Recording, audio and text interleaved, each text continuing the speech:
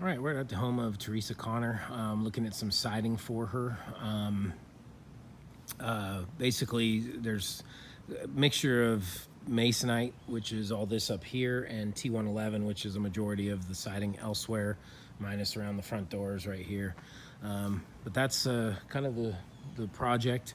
Do have some tile roof situation here, so in a few of the areas, you know, that tile work would be done by somebody that's proficient and an expert in that tile. So as you can see here, we're not concerned about the horizontal tile. What we're concerned with is these 90-degree wraparound tiles that get onto the fascia, which is where we need a lot of work, is on that fascia, and that tile needs to be taken off so we can do a proper fascia installation, and then the tiles put back on once we are done. So as we talked about, Teresa, that's the only thing that's not included in our proposal.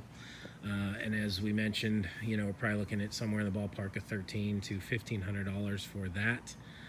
That would be paid directly to the roof company, would not be paid to us, and just for clarity's sake is not included in our proposal. So we would be doing a 1x4. Obviously these gabled ends, the two on the end of the house as well, they don't have the 1x4 drip edge. Every horizontal piece without that wraparound tile, a 90-degree tile, does have a 1x4 drip edge. So everywhere that is there, we would replace that with a 1x4 Hardie, and then fascia overlay the bottom 3 inches of fascia that are exposed elsewhere. So that would be kind of our fascia scope of work. All the guttering would be coming down and being disposed of. And then we'd be doing a full tear off. So we'd be tearing off everything. We would be installing a insulation into the wall, and then doing our OSB, our Hardie wrap, and then our siding, which would be a cedar mill select 8 1/4 on top of that. We'd wrap the garage door frames. This little apron above the garage door would be done. There's a window over here that needs to be wrapped. There's 3 windows up top. There's this little gable end here too that would be done in Hardie. And we'll see the other window right here. There you go. There's that other window that needs to be wrapped. We spec'd a full soffit replacement as well. Made clear that that would be an area that could be massaged or finagled a little bit if the price was something that we needed to work on or adjust down.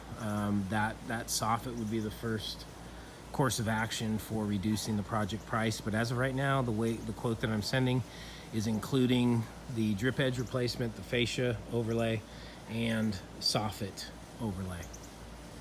So that would be done everywhere. She got some critters that are crawling. Actually, it looks like trying to crawl out through the soffit.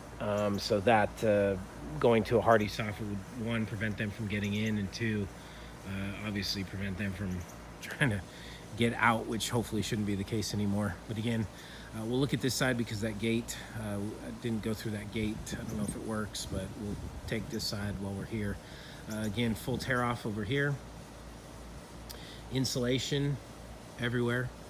Then we'd install our OSB and our Hardie trim and siding after that. So you can see again, gabled ends, that's where we have that 90-degree tile that would have to be removed and reinstalled after our fascia work is done. There's the electrical box right there, so that would have to be removed and reinstalled, as well as this, it looks like a gas pipe running this way. So that again would have to be pulled away from the wall. We'd side behind it and then reattach it. I'll step through here. Again, as I mentioned, there's some siding under here. The garage door frame would all be wrapped in Hardie. All of this, there's some pretty good rot right down here, right behind this grass. All that would be addressed, obviously, because that siding would be torn off. Storm door would have to be removed and reinstalled. And then there's also a storm door on the back. And then that's, again, there's some small areas here. I think I factored about 75 linear feet of the 90-degree tile.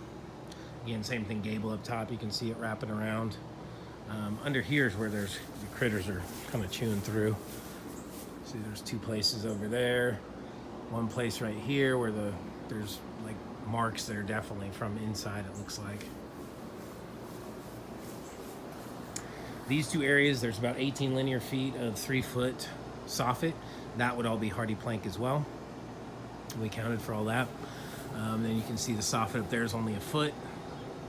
A couple areas right here where it's probably about, I don't know, maybe 1.75 feet. But you can see the fascia itself is only on the horizontal areas, it's only about 3 inches. And then this fascia behind the 90-degree tile, that's probably about an 8-inch. Then coming around to the side. So again, there's another window there that needs to be wrapped. There's the underneath portion there. And the scaling back of the soffit would basically include painting the soffit. It just wouldn't include installing James Hardie soffit, which it would be a measure of cost savings. I mean, there's areas where definitely the soffit, there's some more critters chewing through right here. There's about a 5-foot section there, a 4-foot section there that's rotted. So it definitely needs it, and I think it's a good component of the project if you know, if you can afford the cost. Otherwise, I'd say there's definitely reason or an argument to kind of scale things back on the soffit.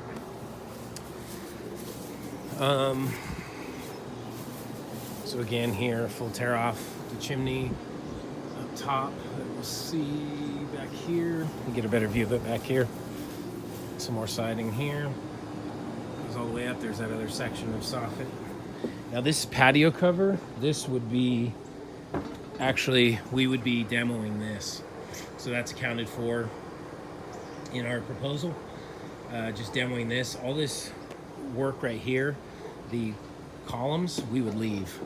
So basically we'd just be taking off the stringers and the decking and the roofing, and this would all stay. These big old 4x4 posts would all stay there down beneath, and I'm guessing probably cemented in to the ground. But with all the ivy on it, that would be staying.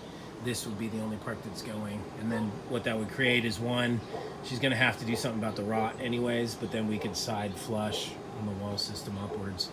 2 windows to wrap, a door to wrap. We would take off the storm door and then reinstall it. And then, it's easy if I look from back here.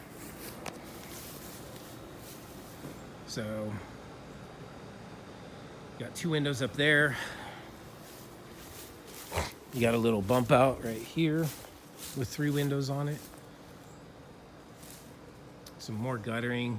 That's literally just, you know, pull it right off. And there's a chimney up there, so that's been accounted for too. Back here, luckily, we don't have any of the 90-degree. Well, excuse me, how we do right there. So on each side of the bump out here, there's probably 1.5 feet of 90-degree. It's literally 3 tiles that would need to be pulled off for us to do the proper fascia. That's what we got there. Got the chimney up top. And then we're back over to the side that we started with out front. But yeah, that's what we're looking at. Obviously, it needs to be done. There's definitely areas on the sidewall siding. You can see they've been kind of tarred in and just fixed and repaired because of rotting issues. But definitely a huge difference in terms of the look that it would have with the Hardie plank installed. So again, that's you know, Teresa, that's the best advice I can give you. If you're looking to scale back the project anyway in terms of investment, I would say we start with the soffit.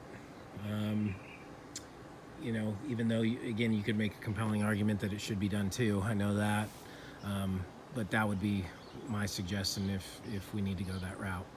But otherwise, great candidate for a huge transformation here, and we look forward to the opportunity to help you out. Thanks so much, Teresa. Bye.